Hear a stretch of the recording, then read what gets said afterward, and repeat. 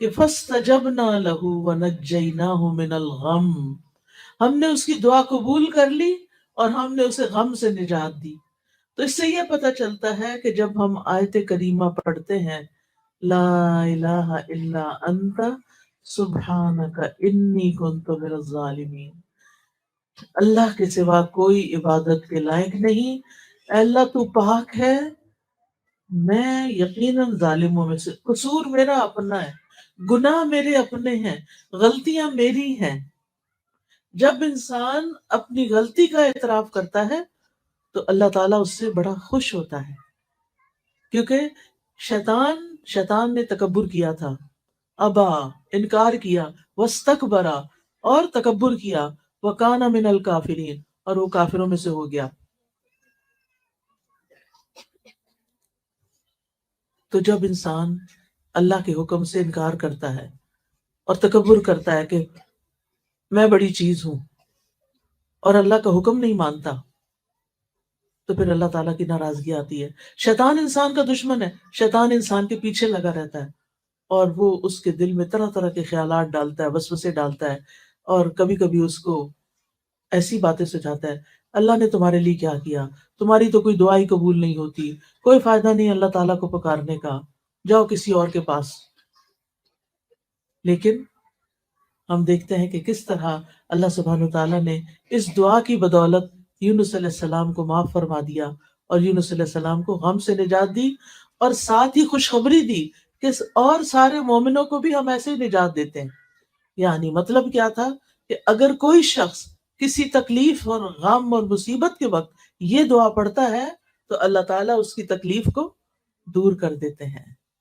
سب کو آتا ہے یہ آیت کریمہ؟ سنائے مجھے۔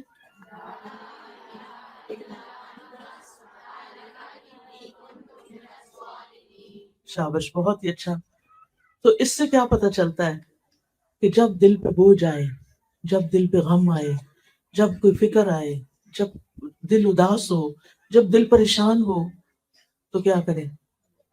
یہ آیت کریمہ پڑھیں، تسبیح پڑھیں۔ تسبیح غموں کا علاج ہے۔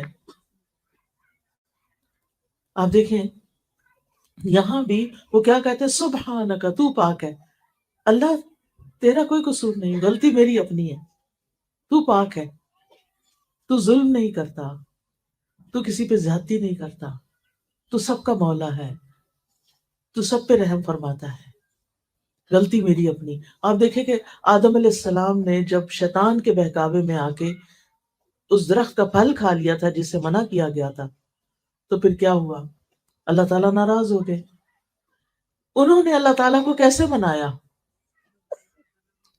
ربنا ظلمنا انفسنا وان لم تغفر لنا وترحمنا لنکونن من الخاسرین۔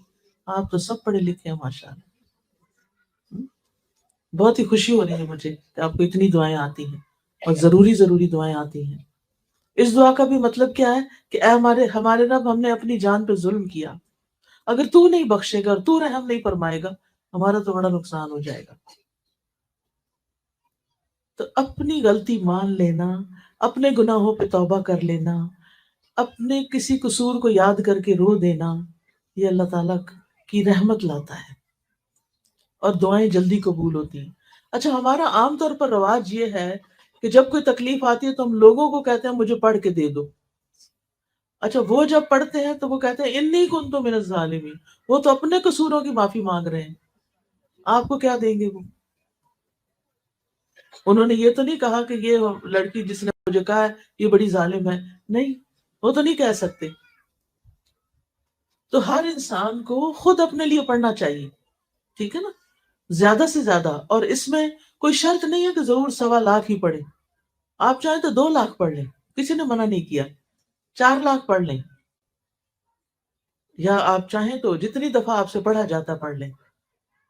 لیکن اصل چیز کیا ہے کہ آپ کے اندر ایک تاثیر ہونی چاہیے، پڑھتے وقت آپ کا دل رونا چاہیے، اللہ میری سے غلطی ہو گئی ہے، اس وجہ سے میری شامت آئی ہے، آپ مجھے معاف کر دیں۔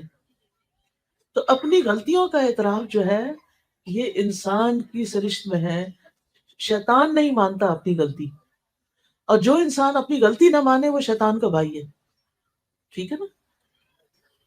اب ہمیں دوسروں کو تو ہم نہیں منوا سکتے، لیکن ہم اپنی اپنی فکر تو کر سکتے ہیں نا، اپنی مشکلات سے تو نکلنے کے لیے یہ وظیفہ کر سکتے ہیں اور کرتے رہنا چاہیے۔ تو اس آیت سے یہ بات پتہ چلتی ہے کہ تسبیح کرنا، لا الہ الا اللہ پڑھنا، اس میں دو چیزیں پڑھی انہوں نے، لا الہ الا انت، ویسے دوسرے لفظوں میں ہم کہتے ہیں لا الہ الا اللہ، اس لیے غم کا علاج لا الہ الا اللہ میں، اللہ کے سوا کوئی عبادت کے لائق نہیں۔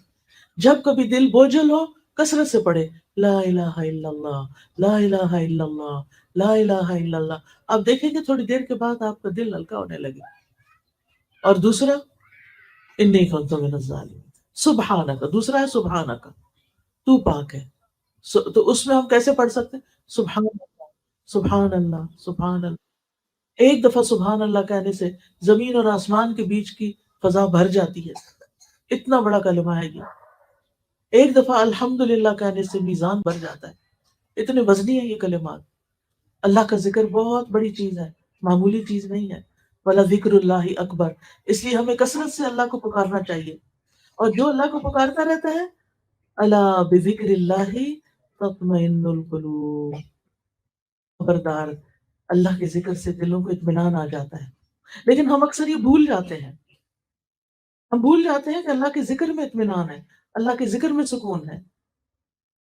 تو اللہ سبحانہ وتعالیٰ کو ہر حال میں یاد کرتے رہے، اور تسبیح پڑھتے رہیں، اور لا الہ الا اللہ توحید کا اقرار کرتے رہیں۔ اس دعا کے بارے میں نبی صلی اللہ علیہ وسلم نے فرمایا، یونس علیہ السلام ذوالنون کی دعا جب وہ مچھلی کے پیٹ میں تھے، یعنی لا الہ الا انت سبحانک انی کنت من الظالمین، جب بھی کوئی مسلمان کسی معاملے میں ان الفاظ کے ساتھ اپنے رب سے دعا کرے، اس کی دعا ضرور قبول ہوگی۔ یعنی اگر آپ کی کوئی اور دعائیں بھی ہیں، کوئی حاجتیں ہیں، تو یہ تسبیح پڑھ کے ایک دفعہ پڑھے، دو دفعہ پڑھے، تین دفعہ، پانچ دفعہ، جتنا آپ کے پاس ٹائم ہے، یا دعا مانگنے سے پہلے آپ پڑھ لیں اور پھر اپنی دعا کریں۔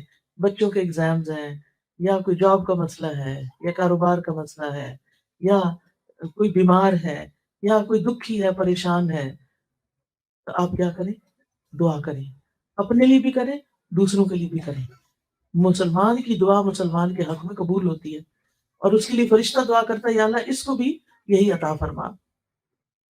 اسی طرح رسول اللہ صلی اللہ علیہ وسلم نے فرمایا، کیا میں تمہیں ایسی چیز نہ بتا دوں کہ جب تم میں سے کسی آدمی کو کوئی رنج و الم ہو، دنیا کی آزمائشوں میں سے کوئی آزمائش آ جائے، اور وہ اس دعا کو پڑھے تو اس کی تکلیف دور ہو جائے گی؟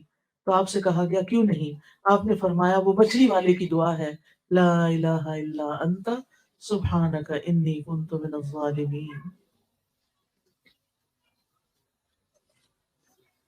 اس دعا کو دعائے کرب کہا جاتا ہے، یعنی کرب و بلا کے وقت یہ دعا پڑھی جائے۔ اس دعا میں نا چار چیزوں کو وسیلہ بنایا گیا ہے، ایک توحید کو، ایک تسبیح کو کہ اللہ ہر عیب سے پاک ہے، اور پھر اپنی عبادت کے اقرار کو، اور اپنی غلطیوں کے اعتراف کو۔ یہ چار چیزیں ہیں خاص اس دعا کے اندر، جس کی وجہ سے دعا کی قبولیت ہوتی ہے۔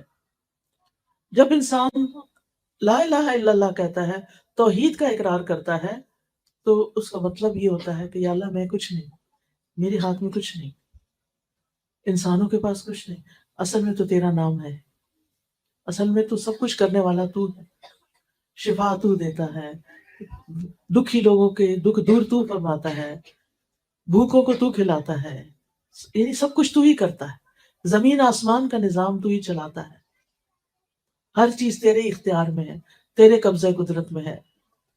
تو جب ہم یہ اقرار کرتے ہیں تو پھر اس کے نتیجے میں اللہ تعالیٰ ہم سے راضی ہوتا ہے، کیونکہ اللہ تعالیٰ سب سے بڑا ہے، اور اللہ تعالیٰ کو یہ پسند ہے کہ بندے اس کی بڑائی کا اظہار کریں۔ پھر اللہ تعالیٰ ہر عیب اور ہر نقص سے پاک ہے، اور جب ہم یہ یقین کر لیتے ہیں نا، تو پھر ہمارے دل میں اللہ تعالیٰ کے لیے بدگمانی نہیں آتی، پھر بندہ اللہ سے ناراض نہیں ہوتا۔ کئی لوگوں کو دیکھا گیا ہے، اگر ان کا مسئلہ حل نہ ہوتا نماز ہی چھوڑ دیتے ہیں۔ توبہ توبہ، اس سے توبہ کرنی چاہیے، کبھی بھی اللہ تعالیٰ کے ساتھ ضد نہیں لگانی چاہیے۔ کیا کوئی اللہ سے جیت سکتا ہے؟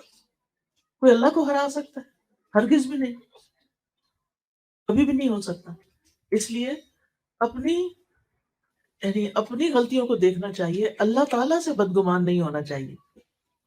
بعض اوقات ایسا ہوتا ہے کہ ہماری زندگی میں کوئی ایسی چیز آ جاتی ہے جو ہمیں بڑی ناپسند ہوتی ہے، مثلاً کسی لڑکی کی شادی کسی ایسی جگہ ہو گئی کہ اس کے سسرال اس کو پسند نہیں ہے، کسی کو اپنا شوہر پسند نہیں، کسی کے لیے کوئی اور مشکل کھڑی ہو گئی، ایسی چیزیں زندگی میں ہوتی رہتی ہیں نا۔ پھر انسان کہتا ہے اب میں کیا کروں، کس طرح اس مسئلے سے نکلوں، کیا کروں، کیسے کروں؟ لیکن جب وہ یہ دیکھتا ہے کہ اللہ تعالیٰ فرماتے ہیں قرآن مجید میں عَسَىٰ أَن تَكْرَهُوا شَيْئًا وَيَجْعَلَ اللَّهُ فِيهِ خَيْرًا كَثِيرًا، ہو سکتا ہے ایک چیز تمہیں سخت ناپسند ہو اور اللہ تعالیٰ اس میں بہت بڑی خیر ڈال دے۔ بعض اوقات آپ کی ٹرانسفر کسی اور شہر میں ہو جاتی ہے، آپ کا کاروبار کہیں اور ہوتا ہے، آپ کو اپنے دوست، ماں باپ، بہن بھائی چھوڑنے پڑتے ہیں، یہ سارے دکھ کے وقت ہوتے ہیں، لیکن پھر آپ کیا سوچتے ہیں اس میں بھی کوئی خیر ہوگی، اس کے پیچھے بھی کوئی حکمت ہوگی، اللہ تعالیٰ میرے حق میں کبھی بھی برا نہیں کرتا، اللہ تعالیٰ بڑا ہی مہربان ہے، یا اس میں کوئی خیر ہوگی، کوئی فائدہ ہوگا۔ اور بعض سلف صالحین کہتے ہیں کہ ایک میرا فیصلہ ہوتا ہے اور ایک اللہ کا فیصلہ ہوتا ہے، نافذ تو اللہ کا فیصلہ ہوتا ہے، جب وہ اللہ کا فیصلہ نافذ ہو جاتا ہے اور وہ میری مرضی کے خلاف بھی ہوتا ہے تو تب بھی میں خوش ہوتا ہوں، میں کہتا ہوں میرا رب مجھ سے زیادہ جانتا ہے، میرے حق میں کیا بہتر تھا اس کو زیادہ پتا ہے۔ مثلا آپ کو بیٹے کی بڑی خواہش ہے اور بیٹی پیدا ہو جاتی، کتنا دکھ لگ جاتا ہے لوگوں کو، بعض لوگ تو بیٹی دیکھتے بھی نہیں ہیں، عید ہی کو جا کے دے دیتے ہیں یا مار ڈالتے ہیں یا پھینک دیتے ہیں، ایسے بھی واقعات ملتے ہیں، یا بیوی کو گھر سے نکال دیتے ہیں حالانکہ اس میں بیوی کا کوئی قصور نہیں، وہ تو اللہ کا فیصلہ ہے نا، جس کو چاہے بیٹے دے، جس کو چاہے بیٹیاں دے، جس کو چاہے دونوں دے، جس کو چاہے کچھ بھی نہ دے، یہ تو اللہ کا فیصلہ ہے، یہ تو اس کو پتا ہے کہ کس کے ساتھ کیسا معاملہ کرنا ہے۔ بندے کا کام کیا ہے کہ اللہ کے فیصلوں پہ راضی ہو جائے، یہ سوچ کے کہ اللہ زیادہ علم والا ہے، اللہ کی حکمت زیادہ ہے، اگر مجھے نہیں پتا تو یہ میری اپنی عقل کا قصور ہے کیونکہ میری عقل چھوٹی ہے۔